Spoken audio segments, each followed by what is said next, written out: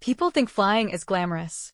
The polished uniforms, the exotic destinations, the idea that you're constantly traveling the world while sipping champagne at 30,000 feet. That's what I thought too. Before I became a flight attendant. Before I saw what really happens behind those curtains, behind those forced smiles, behind the illusion that airlines sell you every day. Now, let's just say, you'll never look at air travel the same way again. I still remember my first day in training.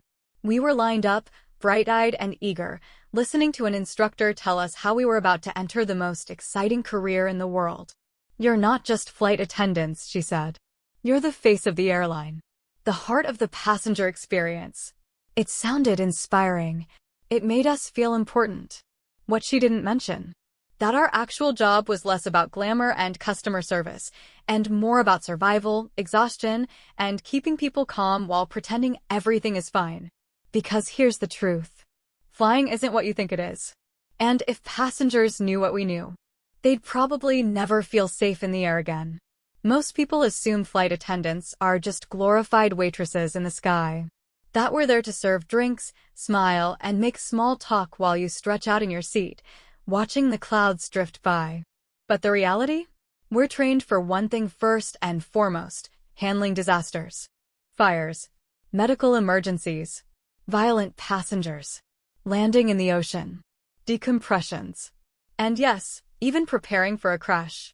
They drill it into you from day one. In an emergency, we have seconds to act. Because at 35,000 feet, there's no second chance. But here's what they don't tell passengers. Most of the safety protocols you hear before takeoff, they're designed to make you feel safe, not to actually protect you. Take the oxygen masks. You know that line, secure your own mask before assisting others? It's not just a suggestion. If cabin pressure drops, you have about 15 to 30 seconds before you start losing consciousness. That's not enough time to think. Not enough time to fumble. Just enough time to react, if you're lucky. And here's the kicker. Those masks? They don't actually provide unlimited oxygen. They're only designed to last about 12 to 15 minutes, just long enough for the plane to descend to a lower altitude where you can breathe normally. If that doesn't happen in time, let's just say, you won't need to worry about the landing. And then there's turbulence. Passengers panic every time the plane shakes a little. But turbulence? That's not what scares flight attendants. What does? Silent emergencies. The electrical failures. The hydraulic malfunctions. The moments when we get a call from the cockpit and the captain's voice is a little too calm, a little too rehearsed, because he doesn't want us, or the passengers, to know how bad things really are. I've stood there, smiling at passengers, reassuring them everything is fine, while I knew damn well the pilots were fighting to keep the plane in the air. That's the job. To keep you calm. Because panic spreads faster than fire. And speaking of fire, let me tell you something about your seat cushions. They're flammable as hell. They tell you they can be used as flotation devices, and sure, they can. But in a fire, they'll burn like dry paper. The reality is, if there's a fire on a plane and it's not controlled in under 3 minutes, everyone on board is already dead. They don't announce that during the pre-flight safety demo, do they? And then there are the passengers themselves. People get weird on planes.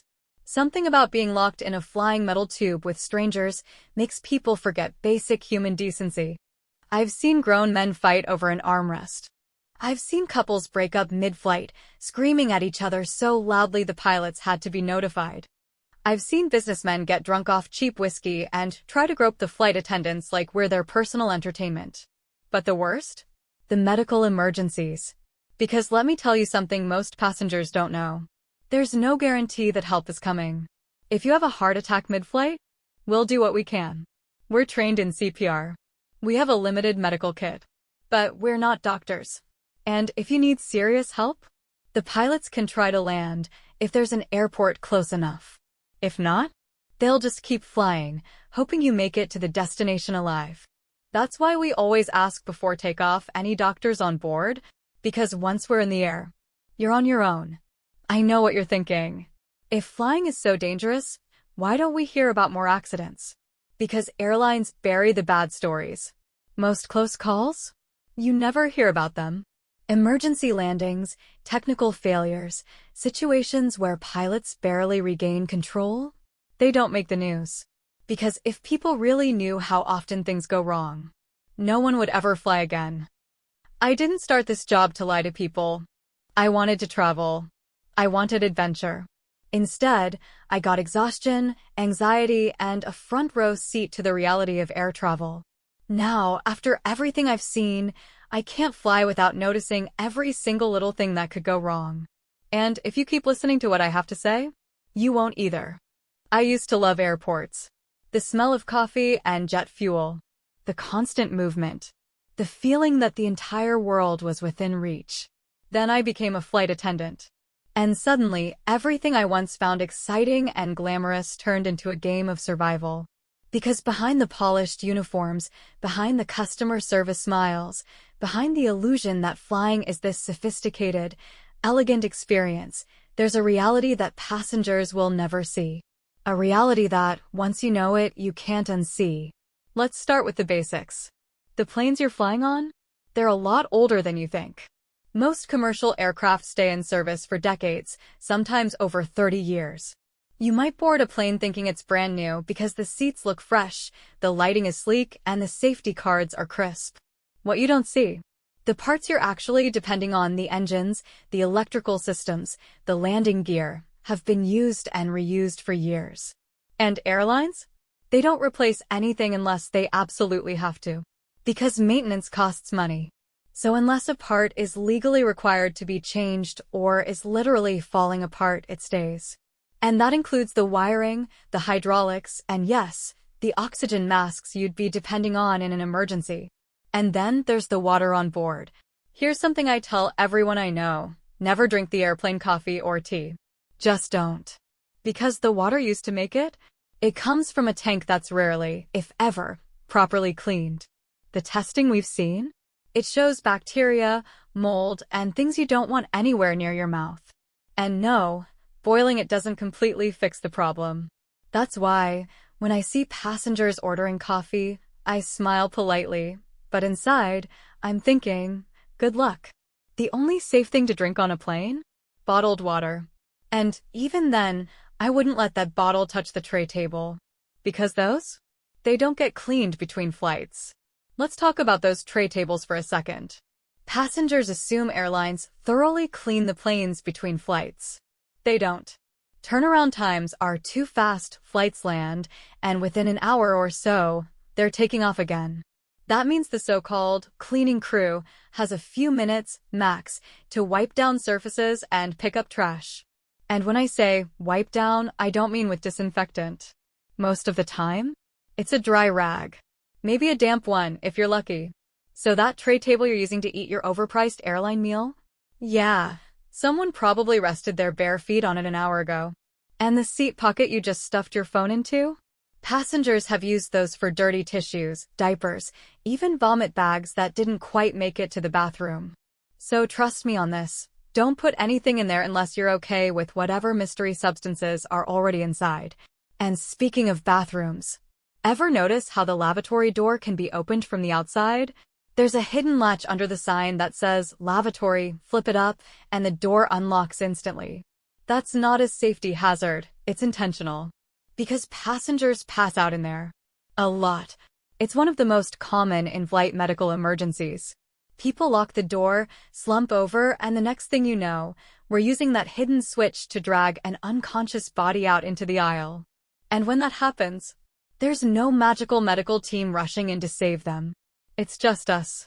A handful of overworked flight attendants with basic first aid training, trying to decide whether we need to break out the defibrillator or if the person will wake up on their own. And if we do need to land for a medical emergency, that decision isn't up to us. It's up to the pilots, who have to weigh the cost of an emergency landing against the passenger's life. And if we're over the ocean with nowhere to land for hours, hope for the best. Then there's the crew rest situation. Passengers love to complain about lack of legroom and uncomfortable seats. And I get it, it's miserable. But have you ever wondered where flight attendants sleep on long-haul flights? There's a tiny, hidden crew bunk area, usually above the cabin, near the tail of the plane. It's cramped, dark, and barely big enough to stretch out. But on some planes, there's no dedicated crew rest area at all. That means we take turns sleeping in the galley, in jump seats, or even in empty passenger rows. Now imagine trying to be alert, smiling, and responsible for hundreds of passengers' safety after getting 2 hours of broken sleep on a plastic bench. And people wonder why flight attendants are done with everyone's nonsense by hour 6. Here's another secret: we can spot trouble before it even starts. We know who's going to be a problem before the plane even leaves the gate. The guy who's already drunk before boarding? He's going to ask for 5 more drinks and get aggressive when we cut him off. The couple in row 14 arguing about their relationship? They're going to have a full-blown breakup at 35,000 feet. The nervous flyer sweating in their seat?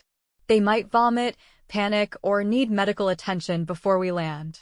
It's like a sixth sense. And once you've been doing this job long enough, you start predicting in-flight disasters before they happen.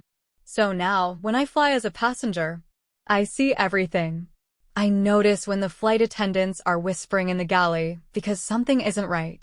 I see when a passenger is on the verge of causing a scene. I recognize the fake smiles, the forced reassurances, the tiny signs that something isn't as normal as it seems. And if you keep listening to what I have to say, you will too. By now, you're probably looking at air travel a little differently. And trust me, we haven't even scratched the surface. Because once you've spent enough time working inside the system, you start noticing things. Things that passengers aren't supposed to notice. And once you see them, you can't unsee them. Let's start with the boarding process. Most people think it's just about getting everyone seated quickly. No, it's about control. Boarding in sections? It's not just to make things efficient. It's psychological. Ever wonder why airlines always let first class and priority passengers board first? It's not about space. It's about making economy passengers walk past the people who paid extra. It's a marketing trick. Seeing those big, cushy seats, the free drinks, the extra legroom, it's meant to make you feel like you're missing out. And next time, when the airline offers you an upgrade for an extra few $100s, you'll remember how cramped and miserable you felt walking past first class, and you'll be more tempted to pay for it. Airlines don't just sell seats, they sell the idea that you're not getting the experience you deserve. And that feeling? It makes them billions. And here's another thing you weren't supposed to notice. The overbooking scam.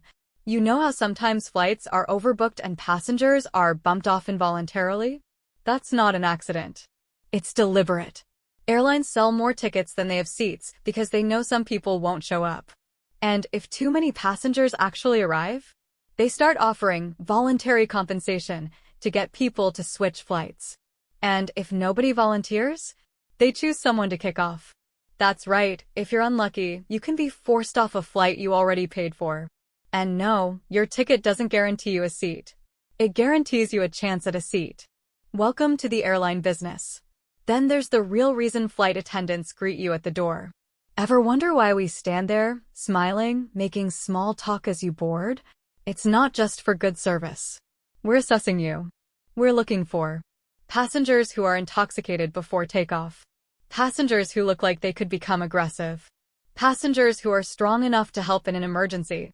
That's right, if something goes wrong, we already have a mental list of who can be useful. If you make eye contact, seem calm, and look physically capable, we might be counting on you to help open an exit door if things go south. Because here's the truth. In a real emergency, there's no guarantee the flight attendants will make it.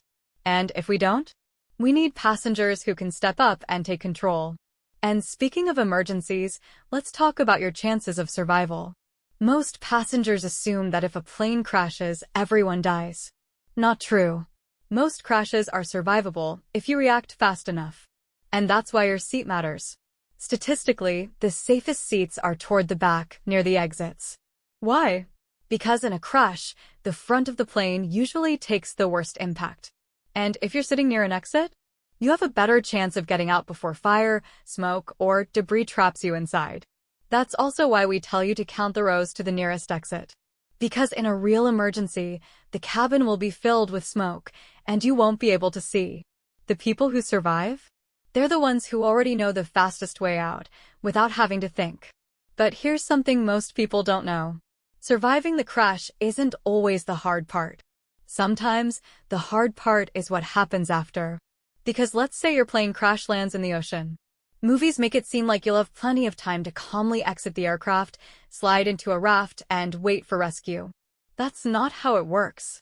In reality, water landings are chaos. The moment the plane hits the water, it's a race against time.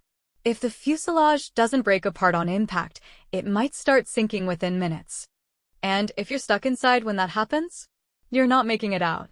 That's why we always tell passengers, leave your bags behind. Because the people who stop to grab their luggage, they slow down the entire evacuation. And in those few extra seconds, people die. And let's talk about oxygen levels in the cabin. Ever wonder why you feel so exhausted after a flight? It's not just travel fatigue.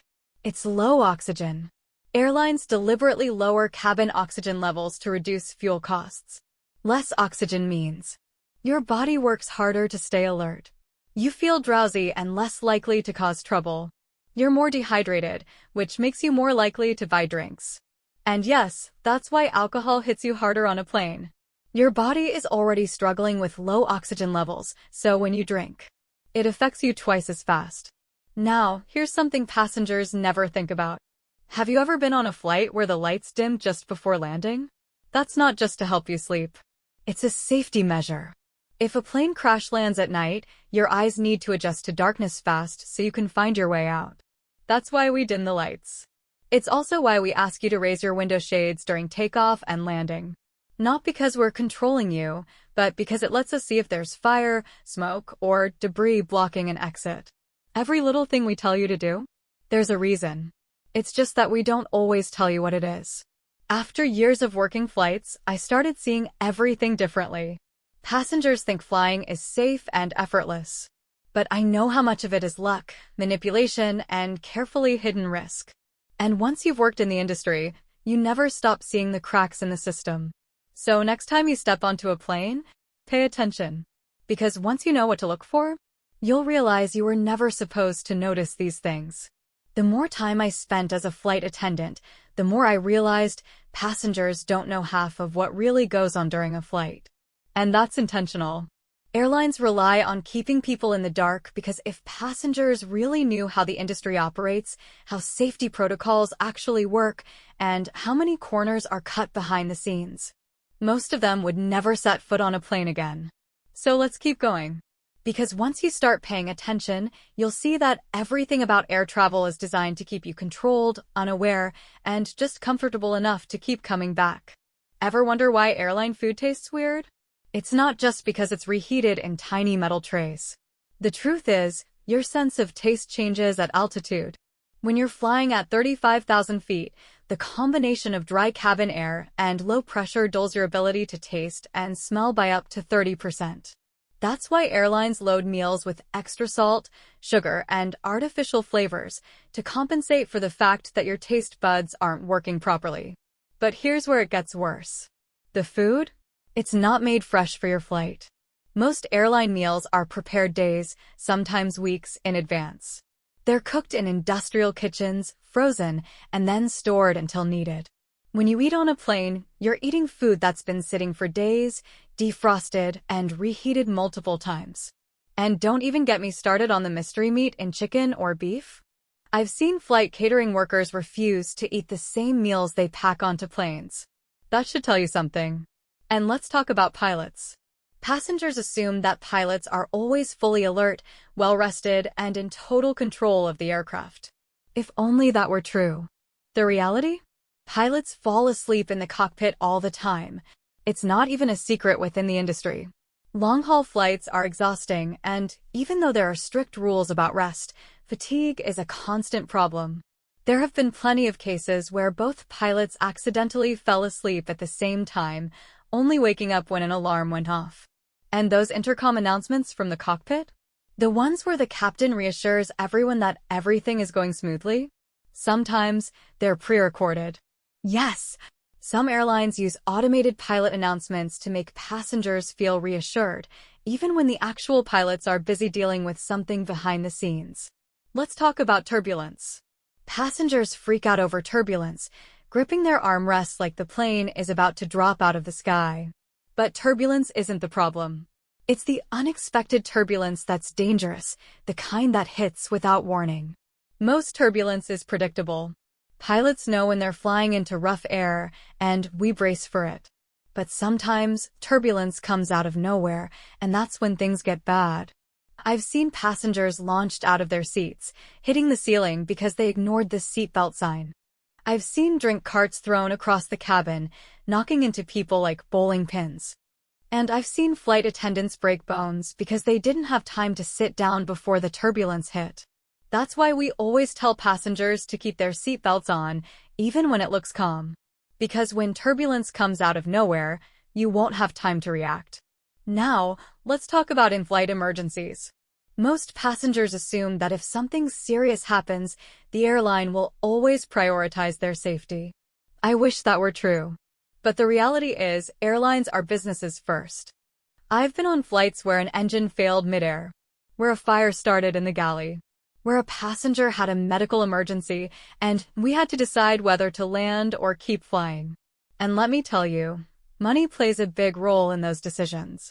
Emergency landings are expensive.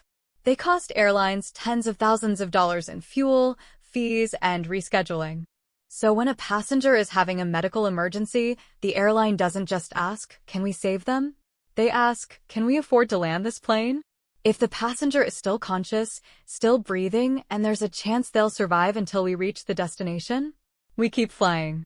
And if they don't make it? Well, let's just say there are procedures for that too.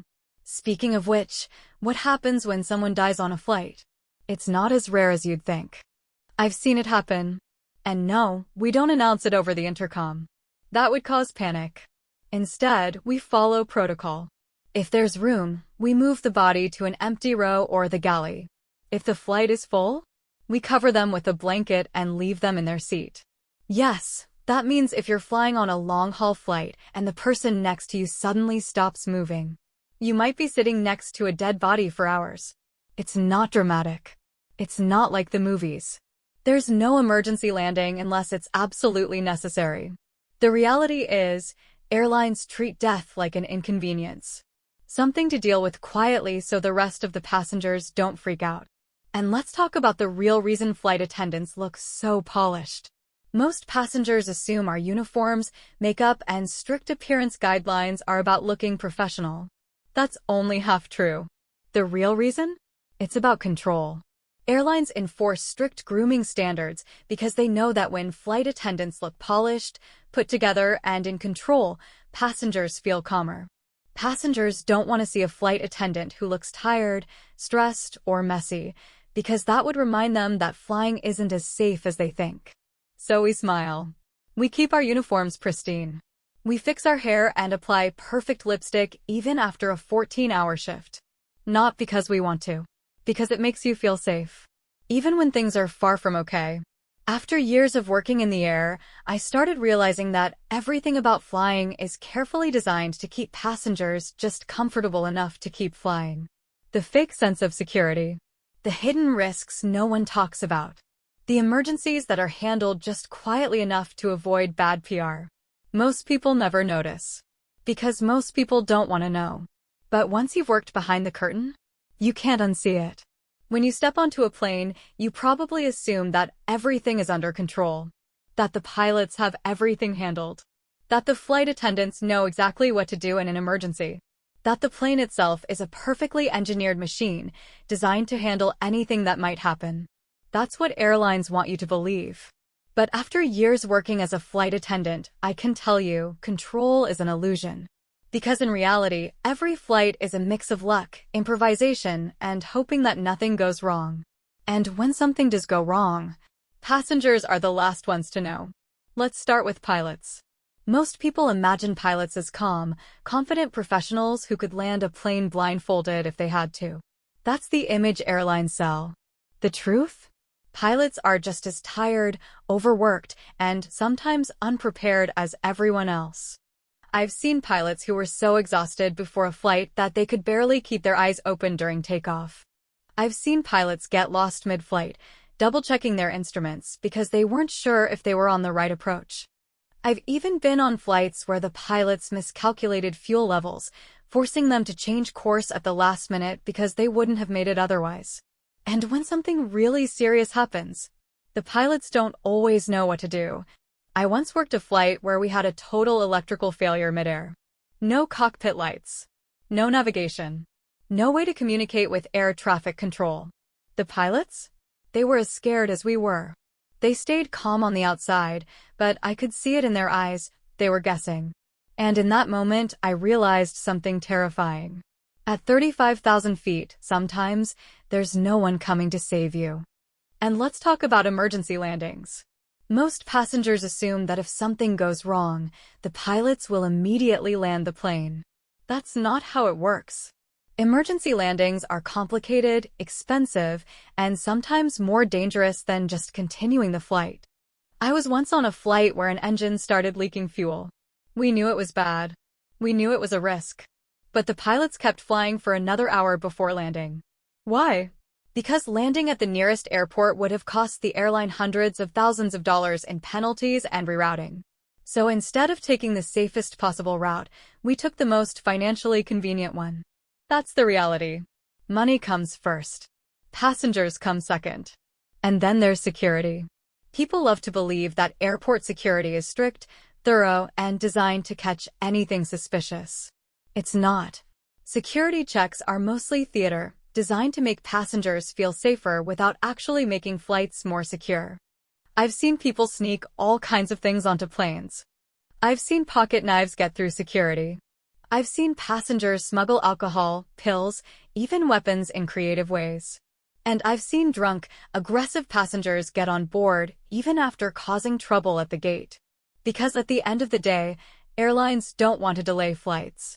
So if security misses something, if someone looks suspicious but not dangerous enough to cause a delay, they let them board. And once we're in the air, it's our problem to deal with. And let's talk about air quality. Ever notice how you always feel extra tired, dry, or even sick after flying? That's because the air in the cabin isn't as clean as you think. Most airplane air comes from a system that recycles cabin air over and over again. Yes, there are filters. Yes, they claim it's fresh. But in reality, you're breathing in the same recycled germs, bacteria, and airborne particles as everyone else on the flight. That's why people always get sick after long-haul flights. It's not just travel fatigue. It's because you just spent hours breathing in other people's germs in a closed metal tube with limited ventilation. And if someone on board has a virus, that virus is circulating through the air, seat to seat, row to row. Now, let's talk about passenger behavior. People think flight attendants are just smiling service workers handing out drinks and snacks. But what we're really doing? Managing human chaos. Because something about being on a plane makes people lose their minds. I've seen passengers try to smoke in the bathroom, even though it could trigger a full emergency response. Get so drunk they pass out in the aisle, needing medical attention. Fight over who gets to use the armrest. Try to sneak into first class like no one would notice. And the worst? The emotional breakdowns. I've had passengers crying mid-flight, having panic attacks, even trying to open the emergency exit door because they couldn't handle being in the air. And guess who has to deal with it? Not the pilots. Us. The underpaid, overworked flight attendants who are just trying to get through another shift without disaster. After a few years in this job, I stopped seeing flying as an exciting, sophisticated experience. Because once you know how much of it is an illusion, you can't go back. The pilots aren't always in control. The security isn't as tight as you think. The safety protocols are built around cost efficiency, not passenger well-being.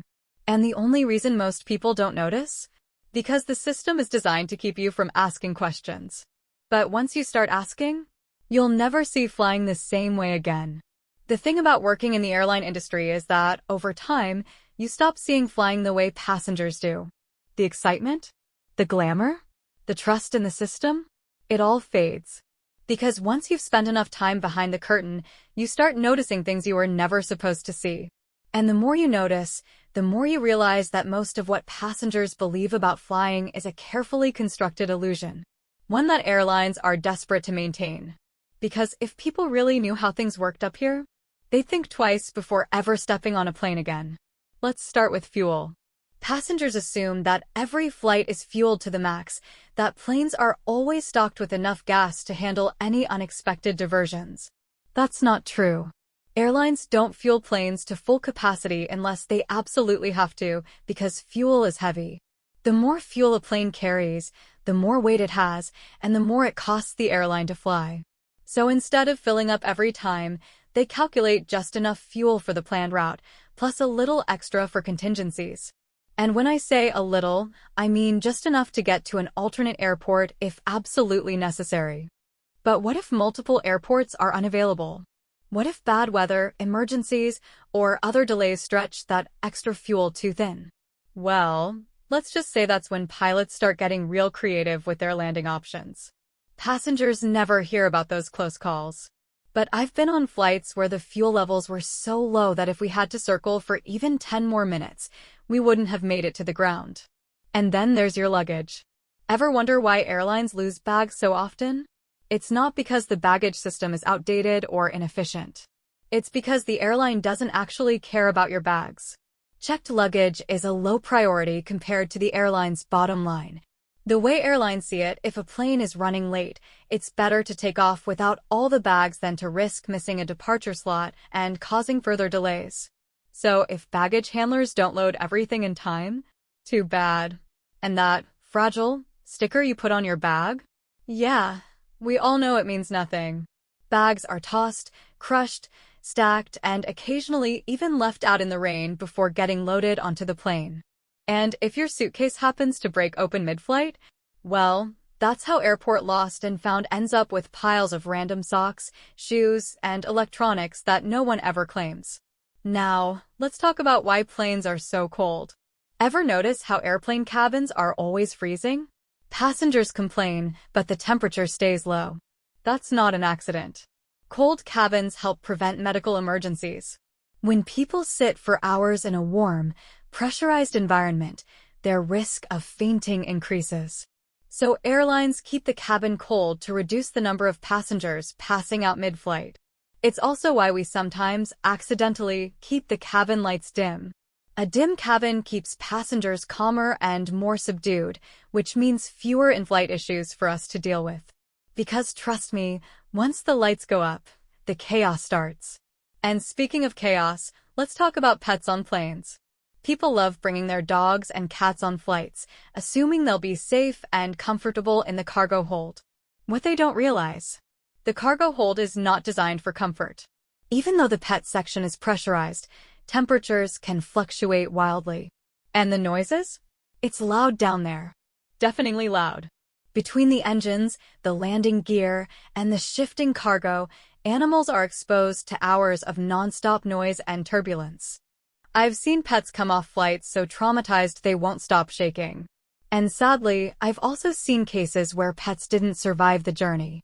But airlines won't tell you that. Because if passengers knew how bad it really was, no one would ever fly with their pets again. And then there's airline delays.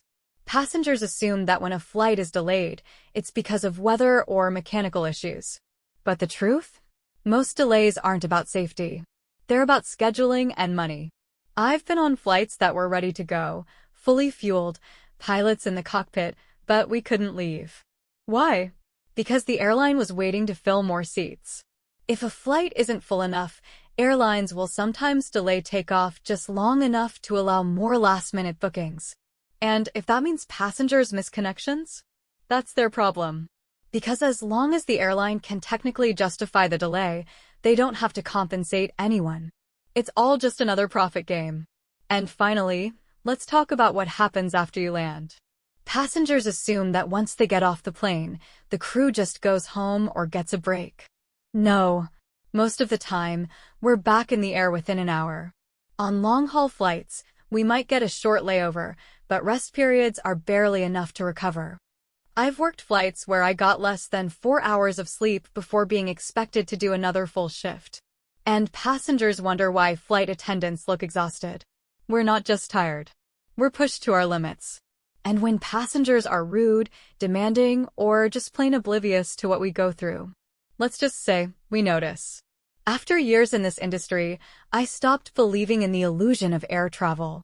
Because once you see how much of it is just carefully constructed deception, you can't unsee it. Planes are fueled with just enough to make it. Your bags are treated as an afterthought. Delays are about money, not safety. Pilots and crew are overworked to dangerous levels. And yet, every day, millions of people still board flights, trusting that everything is under control. The truth? Control is just an illusion. And once you know what to look for, you'll see it too. The longer I worked in the airline industry, the more I realized that passengers have no idea what they're really signing up for when they step onto a plane. And that's exactly how the airlines want it. Because the more people know, the more questions they ask. The more questions they ask, the more anxious they become. And anxious passengers are bad for business. So instead, airlines keep things quiet. They downplay the risks. They hide the ugly truths. They sell the illusion of safety and efficiency, hoping you'll never ask what's happening behind the scenes. But once you've worked in this job long enough, you start to see the cracks in the system. And some of those cracks? They're terrifying. Let's start with fires on planes. Most passengers worry about crashes, but statistically, fire is the real killer. If a fire breaks out on a plane and isn't controlled in under 3 minutes, the entire aircraft is likely unsalvageable. And the worst part? Most plane fires start in places passengers can't even see. The cargo hold, the electrical wiring, the lithium-ion batteries inside someone's suitcase. I've worked flights where smoke alarms went off midair, and we had to scramble to locate the source before it turned into something catastrophic. And when that happens, we don't tell passengers. The last thing you want at 35,000 feet is a cabin full of screaming people panicking in the aisles. So instead, we deal with it quietly. Because by the time passengers realize what's happening, it's already too late. Now, let's talk about decompression. You know how they always tell you, if the oxygen masks drop, put yours on first before helping others? They don't explain why. If cabin pressure drops suddenly, you have about 15 to 30 seconds before you start losing consciousness. That's it. Not minutes. Seconds. And if you don't get that mask on fast enough, your vision blurs. Your brain slows down. And eventually, you black out completely. I've seen passengers freeze up in shock, forgetting to put their masks on because they didn't realize how little time they had. And once you lose consciousness, there's no guarantee you're waking up again. And speaking of oxygen, let's talk about what happens when a pilot needs to make an emergency descent. Most people assume that if something goes wrong, the plane will gently lower itself to safety. No, an emergency descent is violent. If pilots need to get to breathable altitude fast, they'll drop the plane thousands of feet per minute. It feels like a free fall. The cabin shakes. People scream. Anything not strapped down goes flying. And if you're not wearing your seatbelt, you might end up on the ceiling.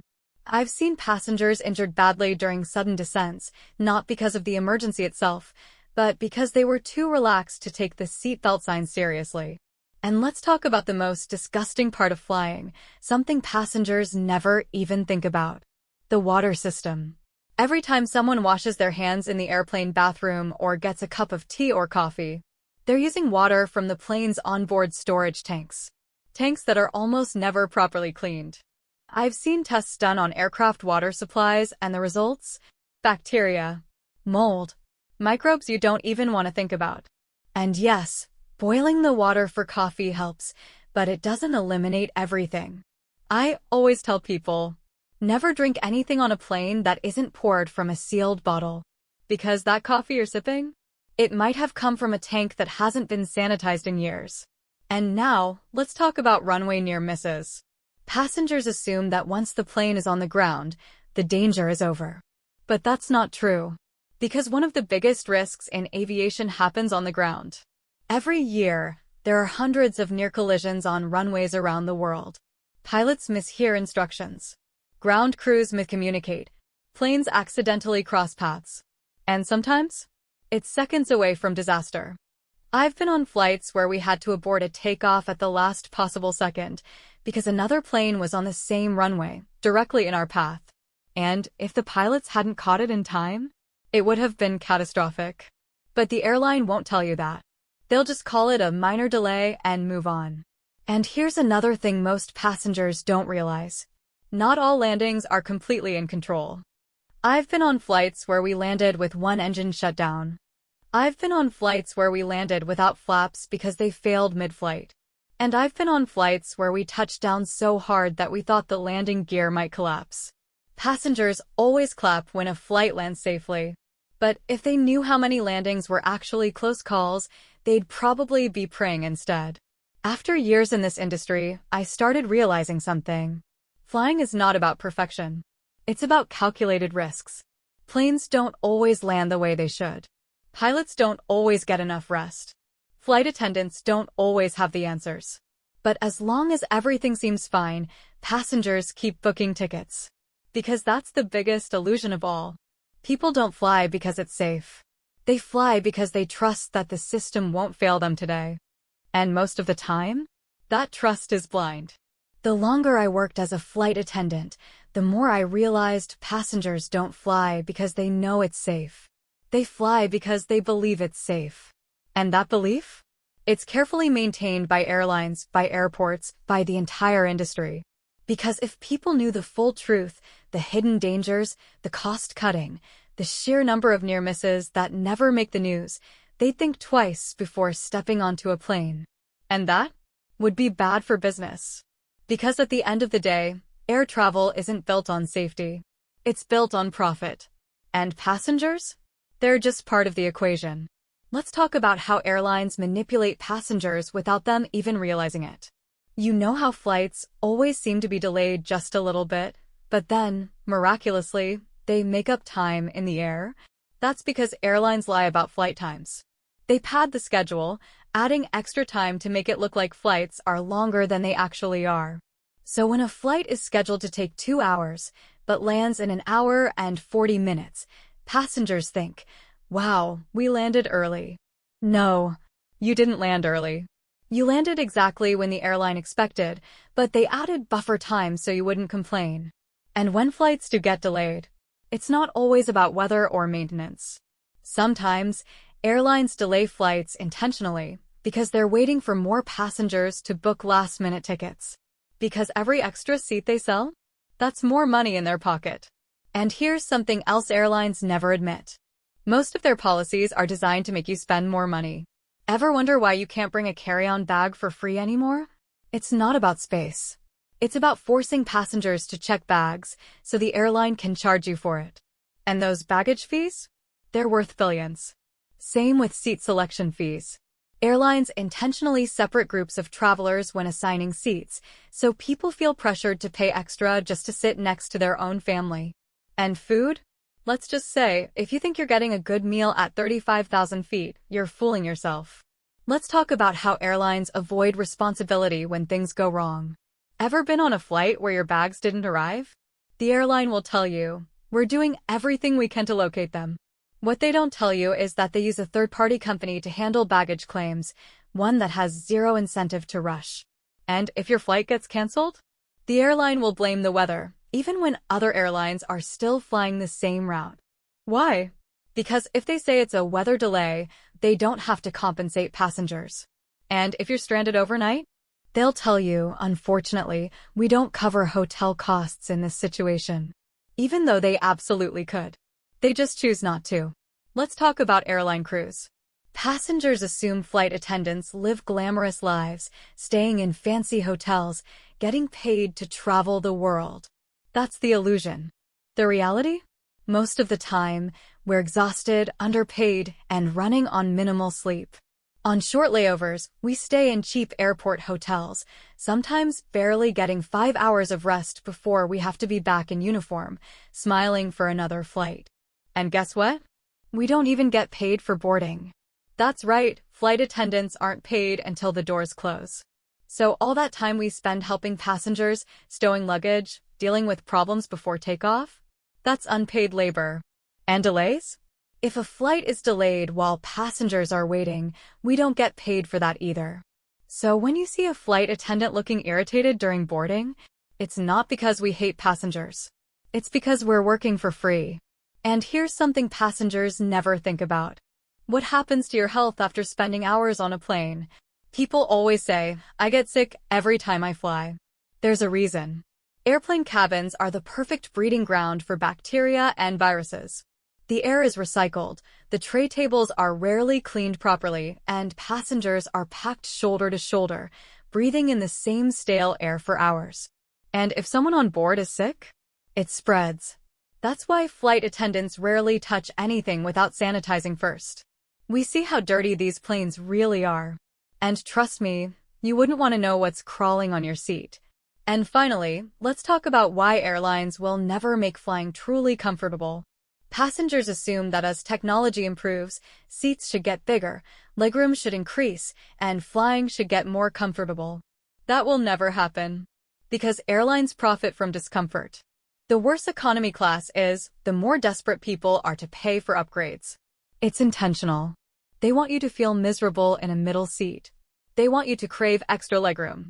They want you to pay more just to feel human on a flight. Because every time a passenger thinks, next time, I'm paying for first class, the airline wins. They could make flying better. But they won't. Because suffering is part of the business model. After years working in this industry, I realized something. Flying isn't designed to be safe, fair, or comfortable. It's designed to be profitable. Passengers are not the priority. Money is. And as long as people keep believing the illusion, nothing will change. Because once you start asking the right questions, you realize you were never supposed to know the answers. The deeper I got into this job, the more I realized flying isn't what people think it is. It's not just about getting from point A to point B. It's about manipulation, illusions, and cost-cutting disguised as convenience. Because the moment you stop believing that flying is a safe, comfortable experience, the whole system falls apart. And trust me, the people in charge, they can't afford for that to happen. Because if passengers knew what really goes on, they'd stop flying. And that would be a disaster for them. Let's talk about why airlines always rush passengers onto the plane only to make them wait. You've probably experienced it. The gate agents urgently announce boarding, making it sound like you need to get on the plane immediately. You rush through, get to your seat, settle in. And then? Nothing happens. You sit there, trapped in a metal tube, waiting for takeoff for 30 minutes, sometimes an hour. Why? Because once you're on the plane, you're no longer the airport's problem.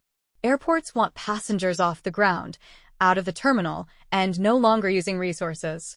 So they board flights early, even when they know the plane isn't ready to leave. And once you're inside, you're stuck. That's why they do it. Because passengers trapped in a plane don't complain as much as passengers waiting at the gate. And let's talk about what happens when you flush an airplane toilet. People love to joke that airplane waste gets dumped midair. That's not true. But here's what is, the waste has to go somewhere.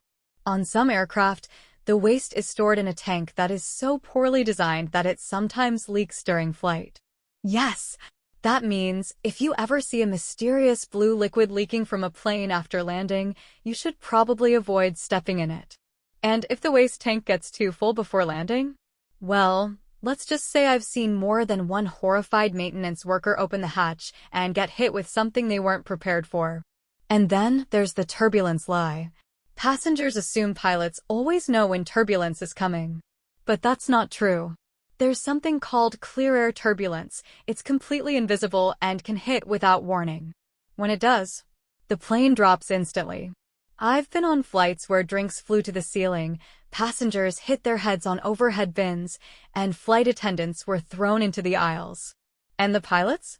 They had no idea it was coming. That's why the seatbelt sign matters. Because when turbulence hits suddenly, the people who aren't strapped in, they're the ones who end up with broken bones. Now, let's talk about why so many planes seem to have mechanical issues just before takeoff. Ever been on a flight where they announce, we're experiencing a minor maintenance issue? Passengers assume the airline is being extra cautious. But the truth? A lot of the time, the issue is something the airline already knew about. Planes are rarely fully functional. There's always something that's not quite right, a light that won't turn on, a system that isn't working at full capacity, a warning sign that isn't serious enough to delay the flight. So instead of fixing things in advance, airlines wait until the last possible minute to address it because delaying a flight for scheduled maintenance, that costs money. Fixing it at the gate, just before departure, that's called minimal impact maintenance, which means they only deal with issues when they absolutely have to. And sometimes, they just ignore it. I've worked flights where systems were malfunctioning, and instead of fixing them, the pilots were told to continue as normal. And most of the time, passengers never even knew. And here's something really unsettling. Not all airline crews are trained equally. Passengers assume that all pilots and flight attendants go through the same rigorous training. Not true. Some airlines cut corners on training to save money. Some flight attendants get only the bare minimum instruction before being thrown onto flights. And some pilots? They get just enough flight hours to qualify, but nowhere near the experience they should have before flying a commercial jet. And here's the worst part. Some airlines outsource their maintenance and training to the cheapest bidder. That means the people responsible for keeping planes in the air, they're not always highly skilled aviation experts. Sometimes, they're underpaid workers being rushed through their jobs as fast as possible. And when something goes wrong, well, let's just say there's a reason airlines don't want you asking too many questions. After years of working in this industry, I've realized one thing. Passengers aren't flying because they trust the system. They're flying because they don't know any better. People assume that if a plane is in the air, it must be safe. That if a flight is scheduled, the crew must be well rested and prepared. That if an airline tells them something, it must be true. But once you've worked behind the scenes, you see how much of it is smoke and mirrors. Flying isn't about safety. It's about minimizing risk just enough to keep people from asking too many questions. It's about cutting costs wherever possible because passenger experience comes second to profit. And it's about maintaining the illusion that everything is under control. But the truth? Most of the time, it's not. So now, I have to ask you, next time you step onto a plane, will you still see it the same way? Or will you start noticing the cracks in the system, the ones you were never supposed to see? Because once you start paying attention, you can't unsee it.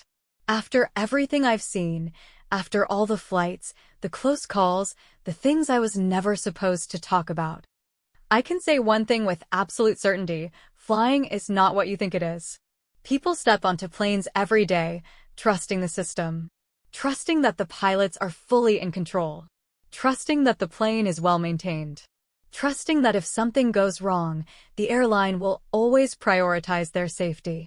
But the truth? That trust is blind. Because if passengers knew what I know, they'd realize that air travel isn't about safety, comfort, or even efficiency. It's about money. It's about keeping people just comfortable enough to keep flying. It's about hiding the risks just well enough to maintain the illusion of control. And as long as people believe that illusion, nothing will change. Looking back, I realized that this job didn't just teach me about flying. It taught me how the world really works. Because the airline industry? It's just a reflection of everything else. Corporations cutting costs at the expense of safety. Passengers being manipulated into spending more money. The people at the top making all the profit, while the ones actually doing the work are overworked, underpaid, and exhausted. And the craziest part? Most people never question it.